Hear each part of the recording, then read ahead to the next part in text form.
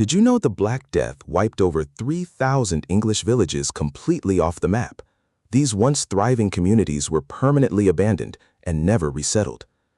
If you fly a drone over a quiet, isolated valley in North Yorkshire today, you will find a place called Wharram Percy.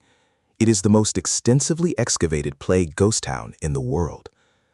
At first glance, the valley just looks like empty sheep pastures.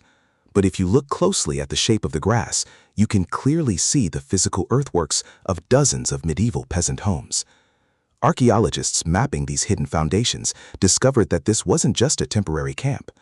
Before the plague arrived in 1348, this was a bustling, permanent farming community. Generations of families lived here, completely reliant on intensive grain farming to survive and pay their feudal lords. But when the biological nightmare swept through the English countryside, it wiped out roughly half of the agricultural workforce. For the wealthy landlords, this massive death toll triggered an immediate economic panic. Suddenly, there were simply not enough peasants left alive to work the land. The surviving laborers realized they held all the leverage.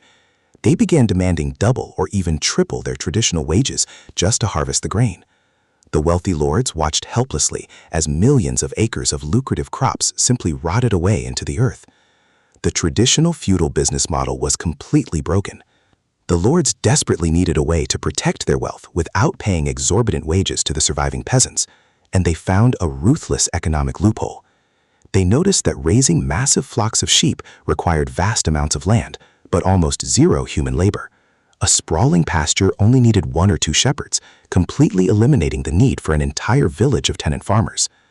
So the landlords made a brutal choice. They decided to pivot their entire economy from people to livestock. The erasure of Wharram Percy wasn't just caused by the disease, it was finished by human greed. The lords actively turned on their own people. They forcefully evicted the few battered families who had actually managed to survive the pandemic.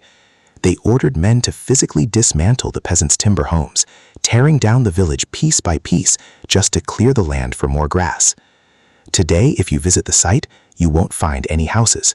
The only structure still standing in the eerie silence of the valley is the ruined 14th century stone church of St. Martin.